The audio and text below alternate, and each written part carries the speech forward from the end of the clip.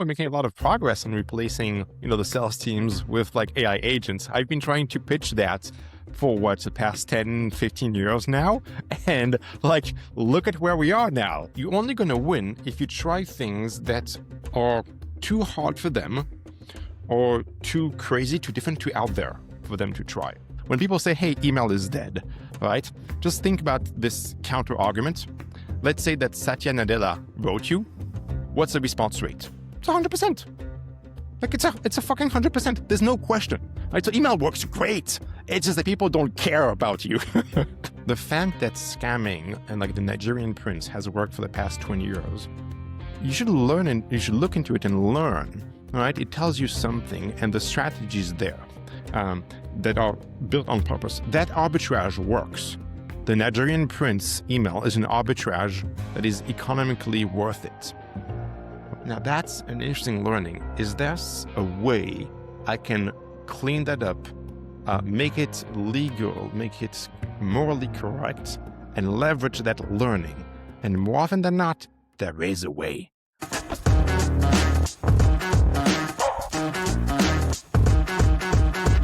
Hey everybody, welcome to the Evergrowth Show, and today I have with me Guillaume Cabane, otherwise known as the mad scientist of hypergrowth. He is the architect behind the growth engines of companies that define the modern B2B landscape like Drift, Reddit, Segment, Ramp, and Vercel. G doesn't follow playbooks. He dismantles them by executing plays that competitors call impossible. Guillaume was doing de-anonymization, personalization, intent, and API direct mail, while the entire industry was still publishing blog posts into the void. Today, as co-founder of Hypergrowth Partners, G advises the world's fastest growing startups. He notoriously targets a 70% failure rate for experiments, refuses to hire traditional marketers in favor of failed founders, and is currently leading the charge to replace human sales teams with autonomous AI agents. G, welcome to Evergrow. Wow, that's quite the intro. Thanks for having me, Philip. Quite the background. I had to level up. For sure. Just based on what you were saying, I think we're making a lot of progress on replacing, the sales teams with like AI agents. I've been trying to pitch that for the past 10, 15 years now. And like, look at where we are now. Like, so much progress has been made. It's funny, a lot of the guests that I speak with, they're at the top of their game, and what I've been hearing a lot lately is that the things that we were trying to pitch and trying to push even 3 to 5 years ago, and that were just uphill battles, automating things, AI agents, super hyperscale personalization, all of that is now becoming possible. And so I think we're entering this very, very interesting era where now the tools and, the foundational tech stacks are very accessible, but now it's all about how are you going to use your creativity in order to accomplish something different. That then you got to wonder why. And it's because like, it's always been possible for those who wanted. Like I was doing some of that stuff like 10 years ago. Sure, they're maybe not as good and like it took more resources and more budget, but like given the right budget at Segment or at Drift, like got it done. Absolutely got it done. And it was a moat, and it's no longer a moat because now everybody can get it done, and you don't need like a big engineering team like I had. You don't need a big budget like I had. And so, yeah, I mean, the frontier has moved a lot. And so, but the number of potential customers hasn't increased that much, right? It's not like you can sell to 10x more humans than you would like, 10 years ago. That hasn't happened. And the number of companies, sure, it's maybe growing a bit, but like it's broadly stable, all right? And so there's more founders, more builders who are capable of building more stuff, better stuff, to the same number of clients, right? And so is it getting harder? Not really. It's just very different. It's always been hard. It's different. And the moat is no longer technology, pure raw technology, and it's shifting to something a bit different. Yeah, I absolutely agree. And it's funny, I would love to segue that into something that I really wanted to ask you. You've said in the past that efficient markets have no alpha, and obviously you've made a career out of doing things that competitors found annoying to copy or thought was impossible. In 2026, where AI makes everything easier and cheaper and more accessible, do these opportunities still exist, or is that window closing up faster than we think? Hmm. To unpack like the statement, um, I think it's just like I'm trying to maybe in a poor way, phrase my understanding of economics, uh, Keynesian economics, where like a perfect market where all of the actors in the market have a perfect knowledge of the market, then by definition there is no moat, right? Everybody can make like a rational decision, and like, and so moats exist when you can do something that's different than others, either because you have different, better information, right? That yields to better, different outcomes. The best example of, let's say, a mode that has slowly disappeared is PPC. It's paid, right? As we got more and more, better and better tools to understand PPC and the models behind AdWords, broadly speaking, AdWords, right? Um, and we can predict the volume and the price, and we know what the competitors are doing, and we can do all that. Like, then, like, it's a very small arbitrage. It's like I'm not saying it's not worth it. I'm saying that you do not have a PPC moat versus your competitors the way you could have 10 years ago, right? Maybe it's still worth it because both of you and your competitor are bidding less than the true value of the click, which is generally what's going on, right? But there's no hidden information going on anymore. Okay. And so that's an efficient market. That's the way Google wants it. Okay. Now, are there opportunities? Are there moats? Absolutely. It takes, um, it's not just creativity, it's willingness to take risks. Okay. And I think that the way I think about it is, growth, which is a fancy word for demand gen. Okay. So to find customers, um, your job is to find, create channels, acquisition strategies where, there isn't a good ROI. And your competitors are trying to do the same thing. And they're not stupid. You should not assume that.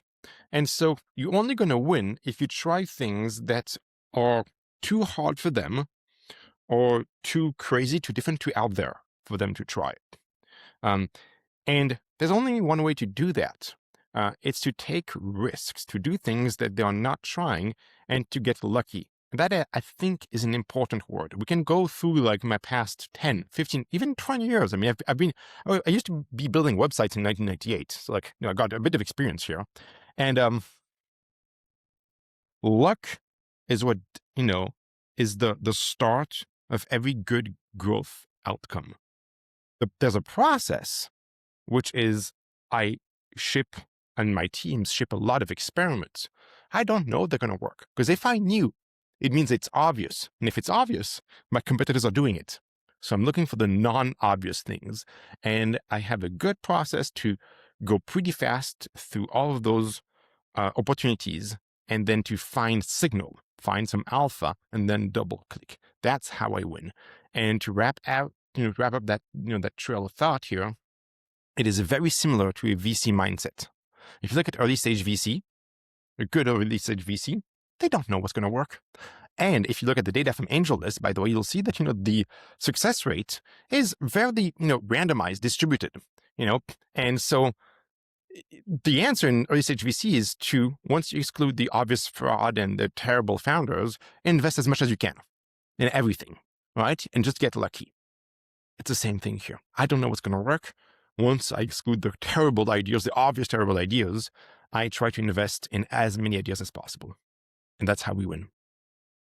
And that makes total sense. And I feel like almost if every idea that you implement or every experiment that you try is succeeding, you're not actually experimenting. You're just getting to parity with the industry. So, if everything you're implementing is just left and right, successful experimentation, then effectively you're just catching up. And I do love the sentiment that it is about trying and potentially failing. And a lot of founders panic about failure. They put all of their eggs in a specific basket, and then, if it doesn't pan out, that could potentially mean a life or death situation for a startup, especially if they're very early stage. I would love to ask you about some of your most memorable failures and maybe some of the lessons that you've learned through that experimentation. Yeah. I mean, I fail at a lot of things. A good example. And it's interesting to look at things we failed where the first principles were good and we ended up in the end, trying to understand why we failed. I'll give you one. At Ramp, the fintech company, our first principle was that we were selling to CFOs and we got to stand out. And direct mail is working for all of the consumer and small business credit card companies like Amex.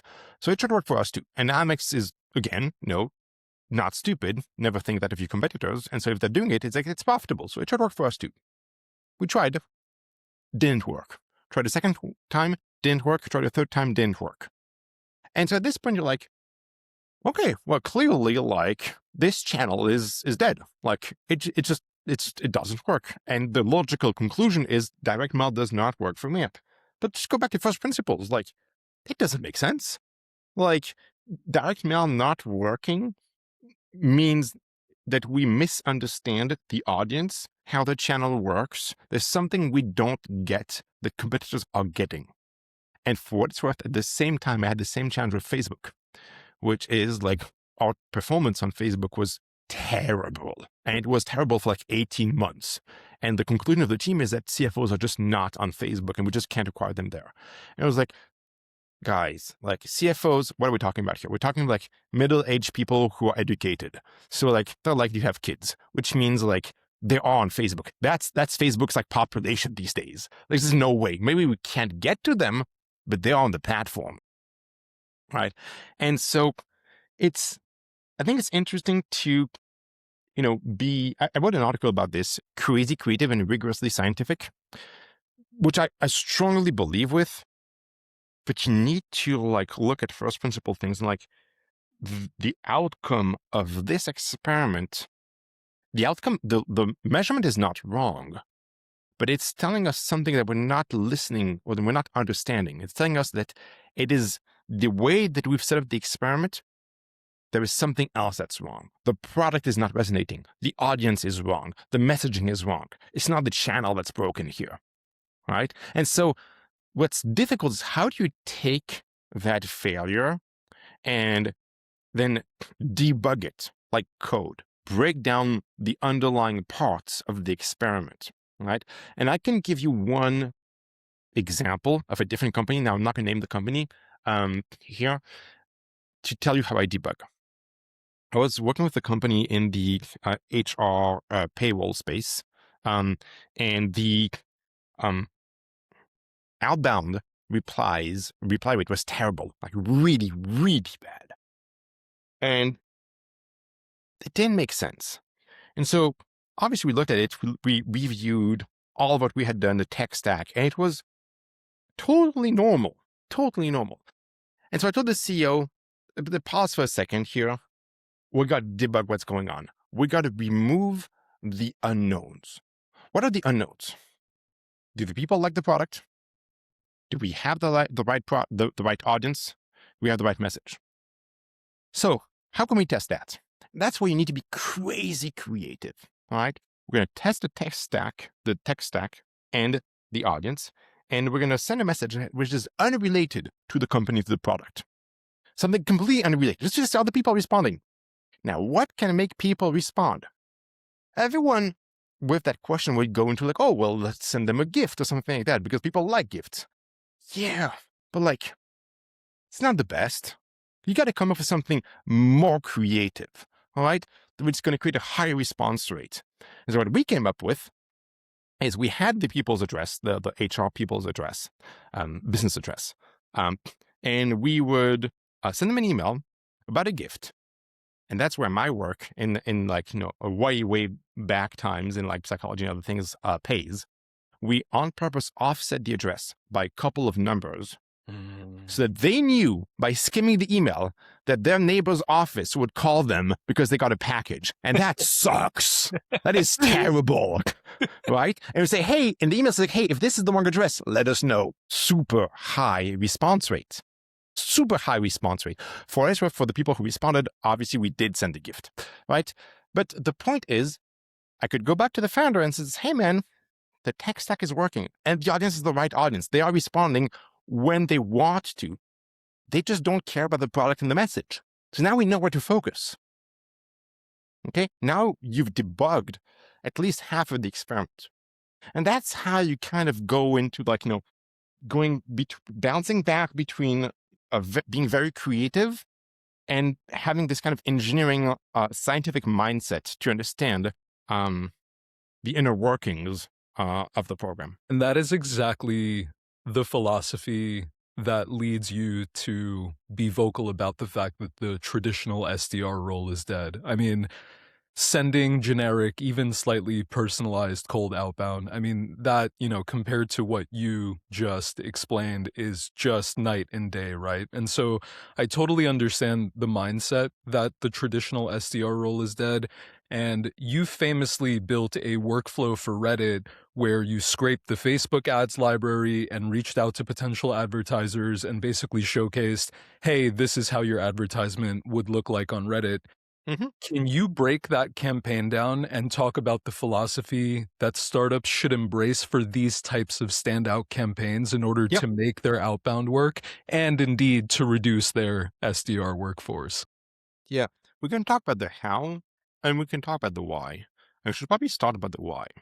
When I look at the challenge that was given here at Reddit, Reddit was at the time kickstarting their SMB mid-market advertising platform, self-serve platform. And so as an advisor, I'm tasked with that. And I think of, okay, who's the audience for this? All right. Well, obviously there are companies that are probably either maxing out the budget on Facebook. So they've maxed out because the audience, the communities that they found, they maxed that out, or it's just not working for them there that well. And that's a harder one. So we went for the first one. People who are successful and they have more budget, but they just can't spend that budget on Facebook. Cool. Okay. So that tells you already who is the TAM, who are those businesses, and you can scrape that. And I'm going to tell you, 9 times out of 10, when I talk to companies, they don't have a list of the potential companies they want to sell to. They don't have a TAM list. They just haven't. And in this case, Reddit didn't, which is crazy. Yeah. It's just completely crazy. They have this old mindset of, we're going to do some stuff and we're going to see who's a hand raiser and is a good fit. And I'm like, there's a finite universe, at least at the start, at least for the first year and a half, right? There's a finite universe of people who are a great fit, right? And we can find them out because it's public, it's out there. There's a Facebook ads library, with you can scrape. Yeah, maybe there's no API, but that's not going to stop us. Okay. So already do that. Figure out those that are advertising, that have that criteria. And once you look at that, well, I know what the ad is, so I can infer these days from looking at the ad, a couple of ads, who their audience is, what product they're selling. I can look at the website and can start making some pretty good guesses about the business, the audience, the product, who they compete with, and what is the best Reddit community for them to advertise on. Now, why would we do that? It's because if you think of like what the SDRs do, why do SDRs used to work and to some extent still work? We get to talk about the case of what still works. It's generally because of reciprocity. There's a moment where when you look at an email or a message or whatever, in your brain, you're doing a very, very quick evaluation of whether you should respond or not. And that is based on, do I know this person? Do I know this company? And at the bottom of that stack of priorities, like, is this a human who spent effort that I should respect to some extent? When people say, hey, email is dead, right? Just think about this counter argument. Let's say that Satya Nadella wrote you. What's the response rate? It's 100%. Like it's a fucking 100%. There's no question. Right? Yeah, So email totally. works great. Yeah. It's just that people don't care about you. Okay. Um, and so, but then, and I have this thought experiment often, which I've shared so many times. If you receive a handwritten letter in your postbox and you look at it, and let's just assume you believe it is like handwritten from an old grandma. There's a stamp, somebody licked the stamp and put it there. So you have this deep conviction that it's a human. How likely are you to take this, you don't know who it's from, and say, I don't know who it's from. I don't care. Let's just trash it. No one's going to do that. And that's interesting. Why does no one do that? Absolutely. I've asked that to rooms of like hundreds of people. No one raised their hands. Okay. Because you would be a psychopath. You are abnormal. If you're ready, if you have no curiosity when you're taking that mail, if you don't care at all, then you have no respect for the other human being. And by definition, society has excluded you and your genes like way, way, way back. Okay. So why do you have no feeling when you erase an email from somebody you don't know? But you do have feelings, deep feelings about this handwritten letter. That's because you have a conviction that the handwritten letter is from a human, and somebody has gone ways and efforts to like get this message to you. That's the conviction. That's the difference. My job and everybody's job in marketing, in B2B marketing, is to get my audience to have the same conviction about my emails. That's why personalization kind of works. And that's why you need to be able to instill that perception, that feeling in the first couple of lines of your email. And that's what people don't understand. Everybody's doing outbound. They don't understand like why it works and why it doesn't work. That's the only reason. Unless putting aside social proof and the fact that they might know you, which is network, which is something else, assuming they don't know you and you're a young founder, getting started, nobody knows your brand, the only reason they're going to respond is because of that. They have the deep conviction there's a human that went through efforts. Now, the question is that feeling best created by a human SDR out of college or by some kind of a AI workflow? That's the question. And that boundary has been shifting in favor of AI workflows the past couple, 18 months.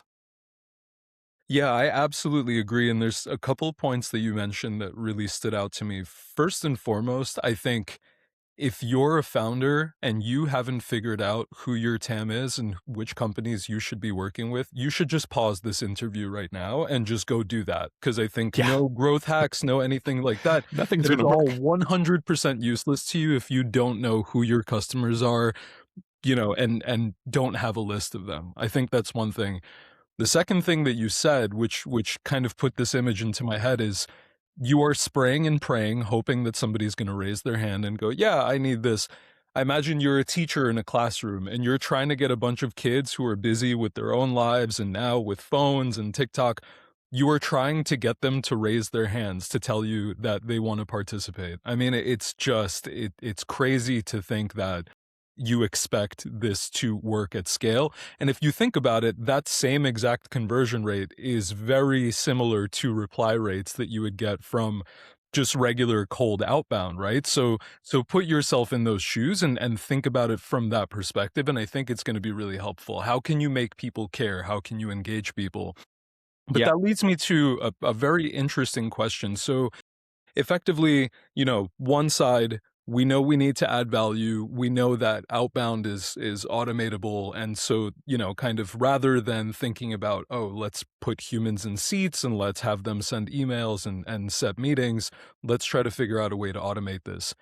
But if you had to build a B2B growth engine from scratch today with a relatively small budget, let's be flexible with it, but obviously you're not an enterprise.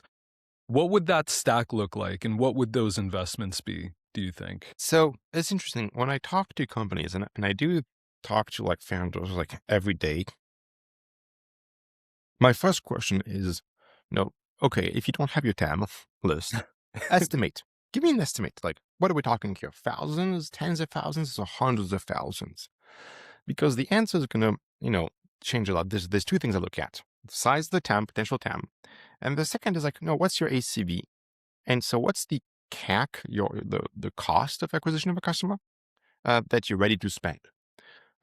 If your CAC is low, say in the tens of dollars, well, my answer is very different because, like, if you do the math, it's just not going to work, man. It's just like outbound is not suited for that. You need to go for like stuff that is more PLG, that is more influencer, that is more like people come to you for free. Okay. Um, and so for so for outbound, personalization outbound and all of that to work, and for the investment to pay off, you need to be in between those two worlds where you have like the tens of thousands to the hundreds of thousands of potential customers. Okay. Just because by nature, your reply rates are going to be in the low single percent. And if you look for like uh, new customers, for example, in a sales led environment, you're talking of like, 0.5, zero point 0.6, something like that at scale. And so if you only have a TAM of like 2,000, 3,000, I'm saying, don't do it outbound scale. Don't. You're going to waste them. It's like, you got to do something which is like very enterprisey, right? And I'm saying that because a lot of people get it wrong. They're like, oh, I'm going to like use Clay. And like, how many customers, the 2,000, like, this is crazy. Like, you should know each of them by name and call them and go have like dinner with them. All right. As much as you can. No email is going to work as well as that.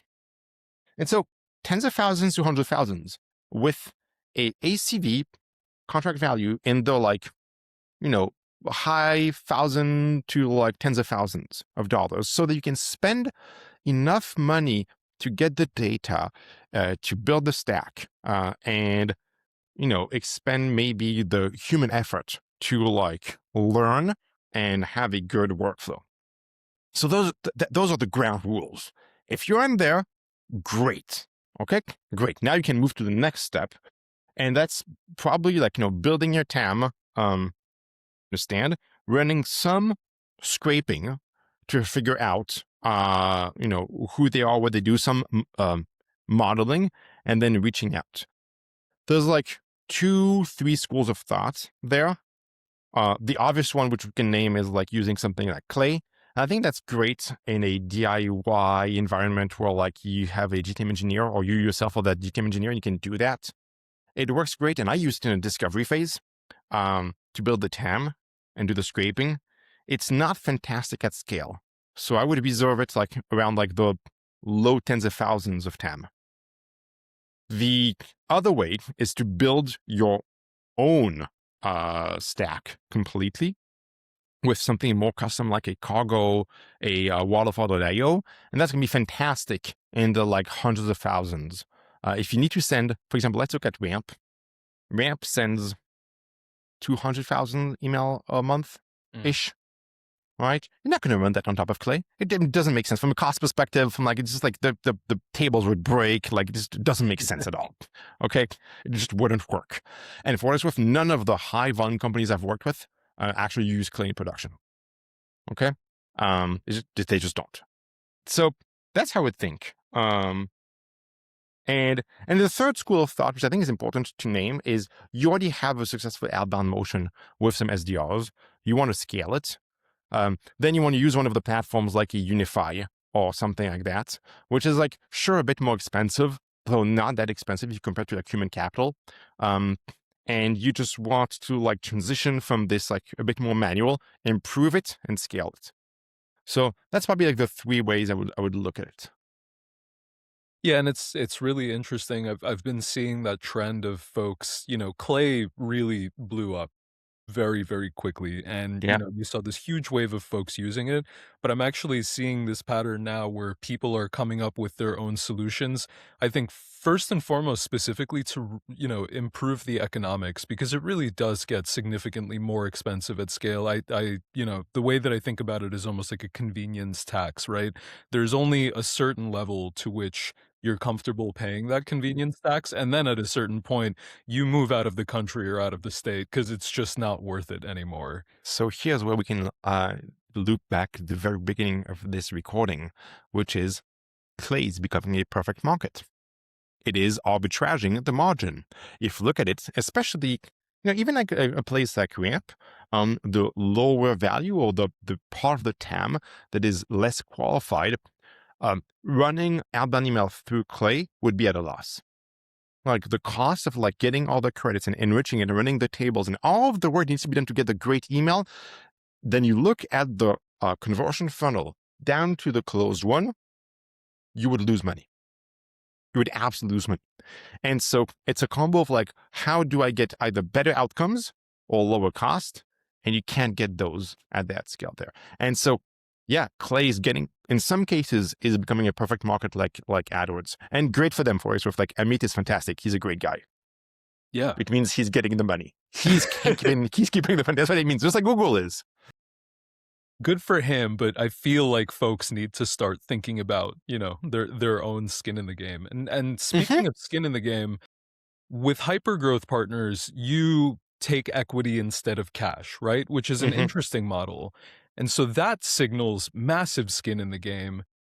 So how does that change the advice that you give companies? And I could see a little bit of that with, what you're saying with, hey, clay gets a little expensive, so let's start Yeah. thinking about ways to optimize that. And do you Well, find yourself, killing certain projects or changing stacks or optimizing specifically for the exit? so it's a great question. If you look at it like Hypergrowth is not an agency. We do not have an incentive to keep the contract as long as possible because we're getting paid month to month. Okay, we're paid in equity. And so we are aligned with the founders. We want the best outcome for common stock. It's important because we're paid in common stock for those who know the difference. And it means we're there also for the long game. Okay, it takes years to realize the outcome. That means that founders can really trust our advice. Do you have the same interests as they do? It does mean that every time we work with the company, we're very thoughtful of whether we can help them and whether we can get the outcome we want, just like an investor would. We run due diligence and we make sure that this company is going to win and that we can, by helping them, we can like increase the outcomes. It does mean that generally we're wanting the company to build value in-house instead of like relying on us, right? We don't have junior people building for them. That's not what I want. What I want is to help them build a growth team, which is then going to run on their own, because that is long-term value creation. So that's, I think the core difference that we see. But like we think of ourselves as investors. It also means we don't take competitive companies, all right? Because that would go against our best interest. And so it's very unique. Right? It's very unique. We have I don't think we have a single competitive entity in our space. I've not come across one. And that's fantastic. I like that. Indeed. I mean, it also, the value prop that you guys bring to the table is just this massive treasure trove of experience and wisdom. And it's not, a cookie cutter formula that an agency would come in and say, this is our framework and this is what we're going to do for you guys. It's the original thinking. It's the unique ideas. It's the creativity. I think that's the secret sauce, right? It's trust. It's trust. The massive difference is founders um, trust us to make the best call, and they delegate to us the risk taking. We're aligned with them. And without that skin in the game, without that alignment, it would be very hard to get that amount of trust. And that's important because we make tough calls, whether we need to let people go, whether we need to kill some programs, whether we need some big investments. There's a ton of trust going on there. Um, and so generally people bring us in because they want to de-risk the outcomes, right? And everyone's looking for the alpha. That's the problem. Let's assume everyone's looking for the alpha. Not everyone is ready to take the risk and do risky experiments, right? And the problem is that if you work with an agency or something similar, the incentives are misaligned because they can just like take a lot of risk in the hopes that it works well. If it does, they're going to keep the contract. And if it doesn't, it's going to move to the next one. We can't do that because we are paid in equity. All right. And so the founders trust us to do the exact right balance where we see the bell curve of the alpha and say, hey, this is the right level of risk and potential return. And it's interesting. It goes back to something that we were talking about before, which is the trust is built through the track record, which is built through the experimentation and the learnings, and ultimately Exactly. is built through the failures. So if anything, coming back to my question about failures, I guess your best failures have led you to the point where now some of the most innovative companies in the world trust your expertise and trust your risk judgment. One would hope, but we still make mistakes. We still say no to companies that do very well.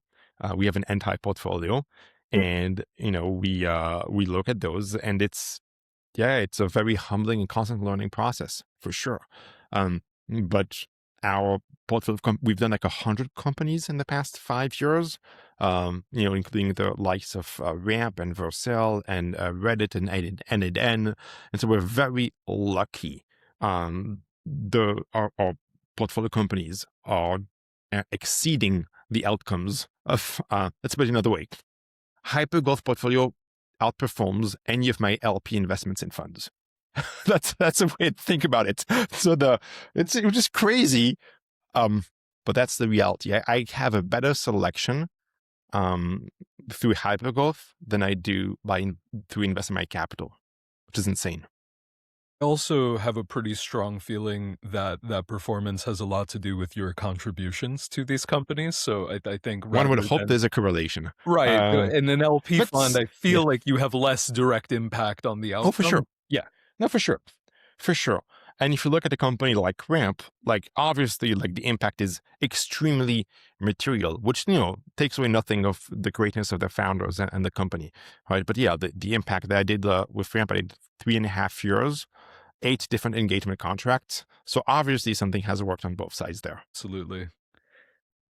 We've talked a lot about what's working today and what has worked in the past, but you, as a growth leader, are always looking for the next arbitrage. What are some of the things that maybe might not be working right now, but you are absolutely convinced will be the standard practice in the next 1 to 3 years? I'm not even giving 5-year time horizons because we don't know. AGI, the world is over. Hmm. Universal basic income. Yeah. There's a lot of things which, I have predicted 10 years ago, which have come true, and some of those have not. And the question is like whether they have not yet or whether they will not ever. Looking at where we are now, I think it's in the not yet category. And the most obvious one is the following. We all have let's assume the founder has listened to this podcast and yeah, good TAM list, check. Signals, check. You know all about the potential customers and the contact. I've scraped everything. I run a prediction model, all of that. I can write great copy through some good LLM prompting to small, group subsets. And I got decent response rates. Okay, all that's working, but you're still assembling all those channels in a manual and haphazard way. There's no cohesive strategy. Looks at what's going on for a given company, given contact, and decides, hey, this is the next best action to convert Philip into a customer. There's none. Nobody's tracking how much they have spent effectively on a B2B prospect, how many touches they've done, and what is the next best thing that is likely to convert Philip, and whether that thing is the highest ROI. The reason why I'm saying is that kind of strategy exists in the consumer world. It's RTB, it's real-time bidding. Okay, you have all of the data on Philip, and say, hey, Philip left his cart on this Shopify website, and based on all of the data we have from the his navigation on the Shopify e-commerce website, and maybe some other sites where we have some data because we have the cookie running or the script running there. Our prediction is his likelihood to come back and convert is this amount of percentage. The cost of running the ad is this amount. We should run an ad, or we shouldn't. No such thing exists in B2B. And it's crazy because it's not that hard. My conviction is we're getting close. We're getting very close to the moment where we will have enough APIs or tools, agents that can, use platforms without an API to run actions at the contact and company level, and with the model that predicts what is the next best thing to do. Place a call, send a text message, send an email, do a banner ad, send them a handwritten letter, invite them to an event, whatever it is.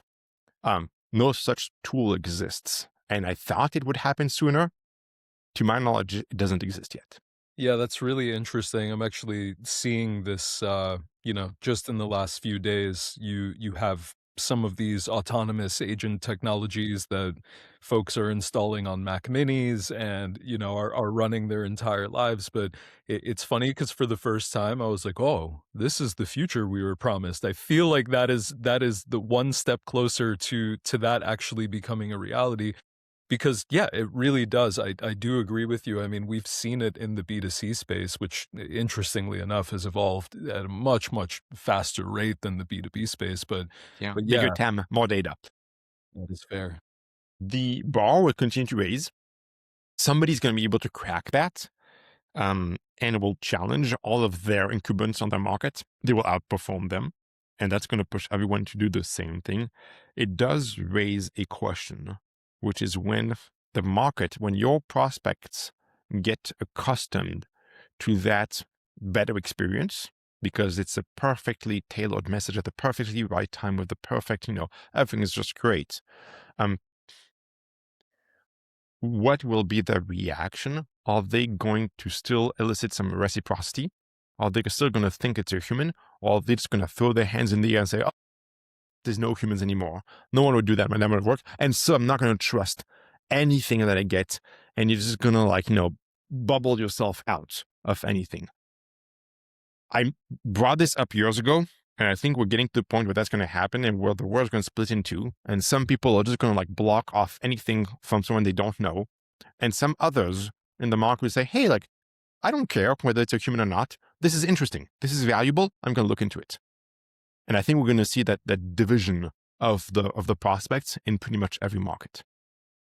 Absolutely. And, we are definitely moving closer towards a world that has been described by the dead internet theory. And even some of my favorite channels, I used to scroll Reddit to get information, and now every other article is just somebody trying to game LLM search and, Mhm. keyword stuffing and, at least to the trained eye, to myself, it's getting pretty obvious. But at the same time, I mean, if the information is valuable, I am not one of those folks that I'm like, "Oh, this was written by AI, so, I can't consume this."